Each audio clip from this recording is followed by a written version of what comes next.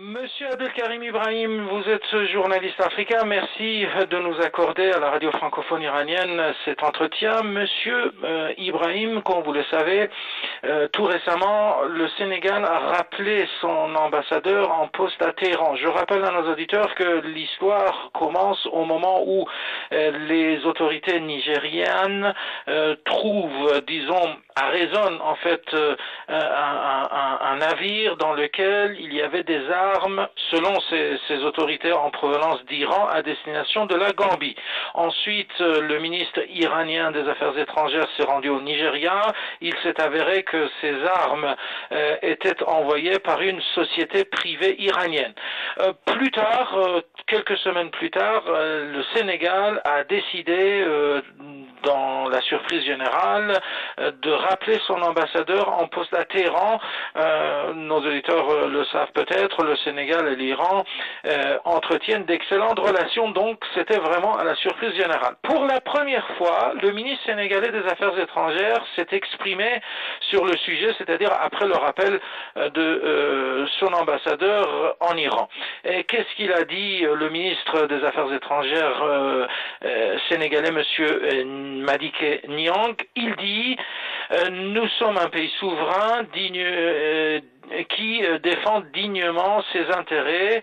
Et cette décision avait été prise pour dire que c'est un message clair pour en fait rappeler que le Sénégal n'est pas inféodé à aucun pays.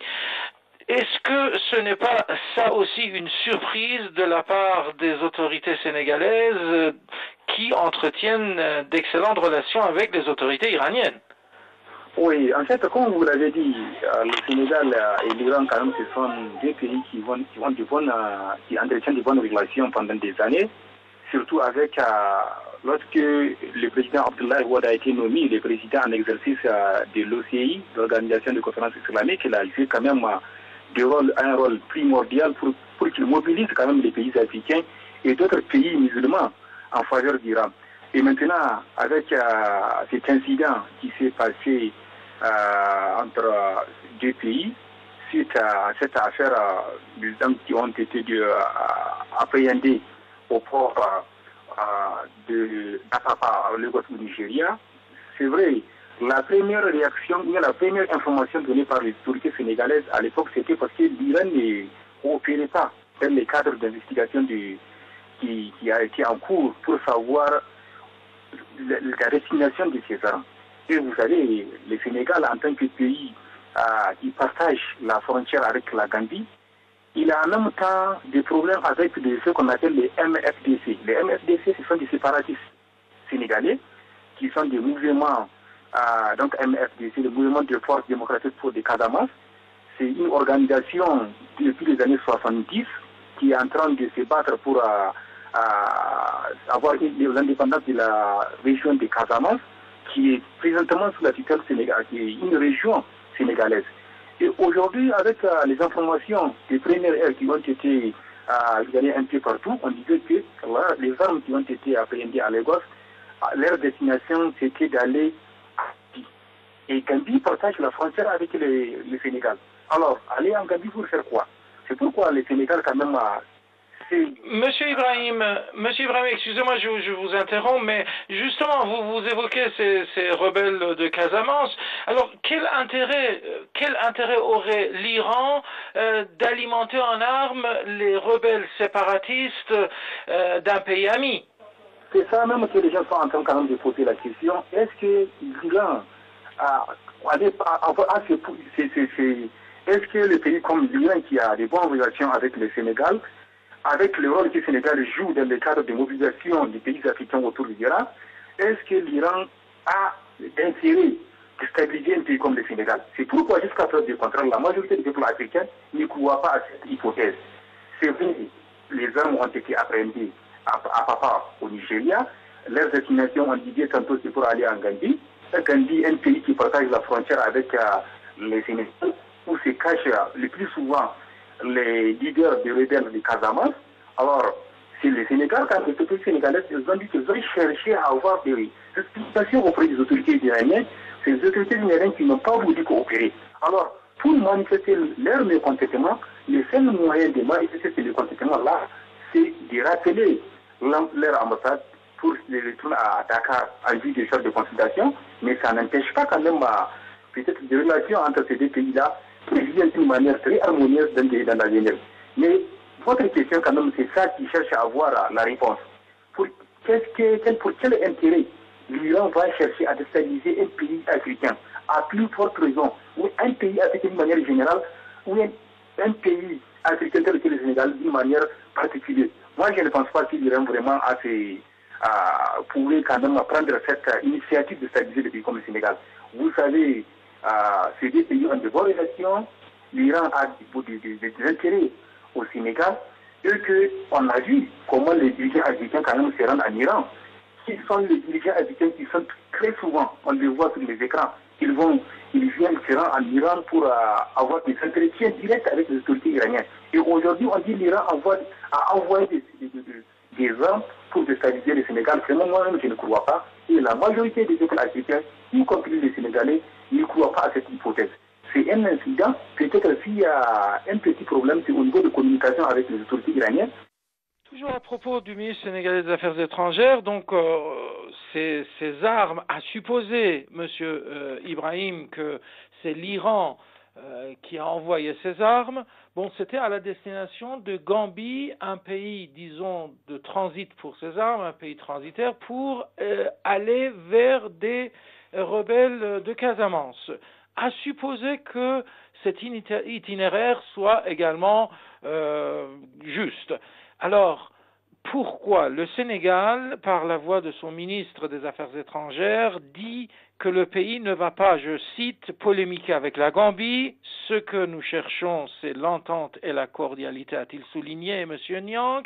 Il dit également que le Sénégal n'a pas de preuves sur la destination des armes saisies, alors qu'on parle de Gambie, et même la Gambie a rompu ses relations avec l'Iran, même si l'Iran, par la suite, a annoncé qu'il n'avait pas d'ambassade sur le sol gambien. Ceci étant, le Sénégal reste, disons, plus souple avec la Gambie qu'avec l'Iran. Encore une fois, un pays ami où l'Iran a d'énormes intérêts, où le Sénégal, disons, a des relations commerciales très étroites avec l'Iran.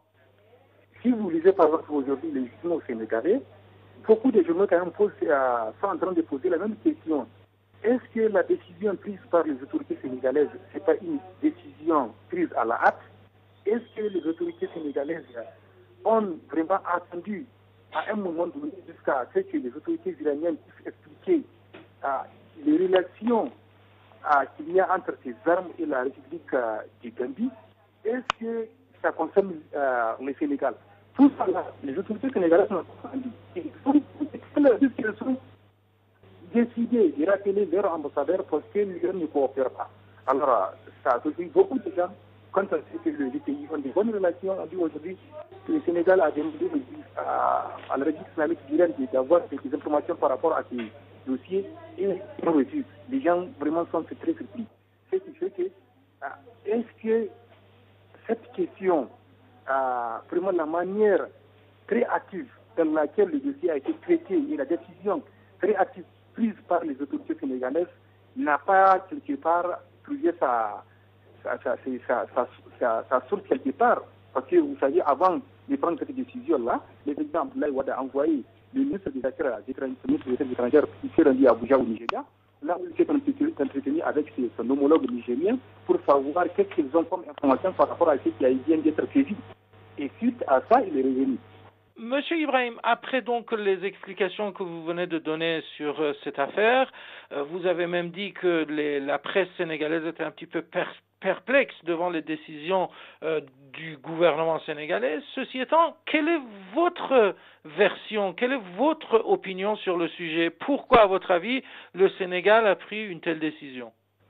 En tout cas, moi, si on me laisse avec mon propre opinion, c'est là que suite à la mission effectuée par le ministre sénégalais des Affaires étrangères, vous savez, suite à la saisie de ces armes-là, il s'est rendu à Abuja, donc la capitale de la République fédérale du Nigeria, là où il s'est entretenu avec son homologue du Nigeria Et son homologue, avant cet entretien-là, il s'est déjà rendu à New York, aux États-Unis, là où il a saisi les Nations Unies par rapport à ces armes-là.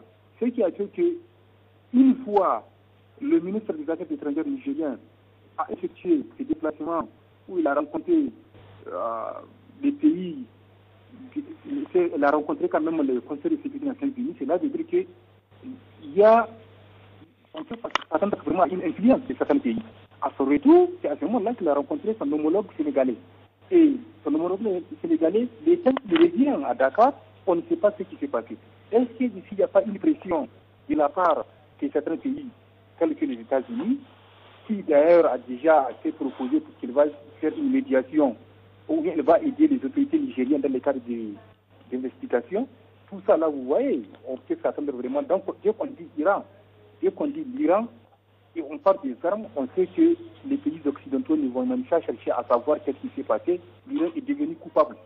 Alors, le ministre des Affaires étrangères nigérien s'est rendu à New York. Il a saisi le Conseil de sécurité des Nations Unies par rapport à cette question. À son retour, il rencontre son homologue sénégalais. Lui aussi, il a fait le compte rendu à son patron, le président Abdoulaye Wade, avec quelques injonctions de certains pays. On peut s'attendre à ce que la situation devienne ainsi. On peut s'attendre à ce que les autorités sénégalaises prennent cette initiative.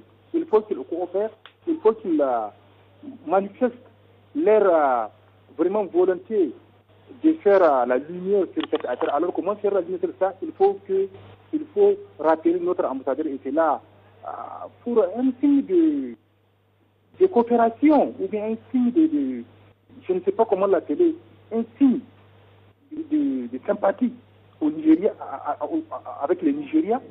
Et nous aussi, ça nous concerne. Ça concerne un pays africain, un pays de l'Afrique de l'Ouest, qui sont membres de différentes organisations telles que la CEDEAO, l'Union africaine, entre autres. Et on sait qu'il y aura sanctions concernant les trafics d'armes, entre autres. Et aujourd'hui, si le Sénégal a décidé de prendre cette initiative, c'est là de dire que c'est comme s'il coopère. Il respecte les lois internationales, il respecte les traités, il respecte, entre autres, tout ce qui concerne les Nations Unies. Le Sénégal y adhère. Voilà ce que j'ai à dire par rapport à ce qui se passe, ce qui s'est passé entre l'Iran et le Sénégal.